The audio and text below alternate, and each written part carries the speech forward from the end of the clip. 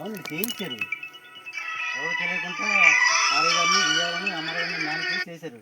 Hello అసలు కొన్న వాళ్ళు కూడా భూమి ఎవరి దగ్గర కొనుక్కోవాలి కదా. హలో ఎవరు భూమి కొనేస్తారా? సవాకు వచ్చిందన్నా? హలో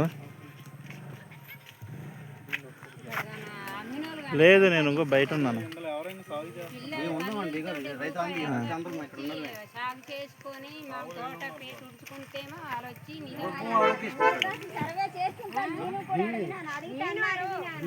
పల్లి ముసులు కొన్నాడు డబ్బు ఉందని అలాగే నాకు రూపాయి డబ్బులు ఇవ్వదానికి వాళ్ళకి రికార్డింగ్ నా దగ్గర ఉంది.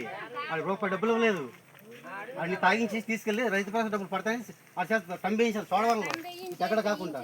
రికార్డింగ్ ఉందండి, మీకు చూపిస్తాను. ఆల్రెడీ బాబు మీకు పెట్టి చూసుకోండి, మీకు కూడా పెట్టాను. ఎవరి భూమి ఎవరి రాసి తెగుతారు సవాకు తగులుతుందని. అంత కళ్ళు మూసిపోయి డబ్బు ఎక్కువ ఉంది, కళ్ళు మూసిపోయి పేదలు పంచండి పేరు చెప్పుకుంటారు. అదే అంటాను, డబ్బు ఎక్కువైపోతే పేదలు పంచండి. డబ్బు ఎక్కువైపోయి పేదలు పంచితే బతుకుతారు.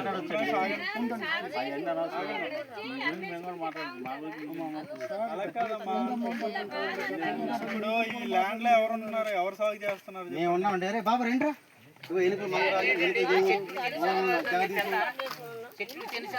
ఓళ్ళ చిన్నమ్మలు, ఓలం బిమ్మలమ్మ, ఓలం లక్ష్మి, ఓలం గంగనధర, ఓలం జగదీశ్.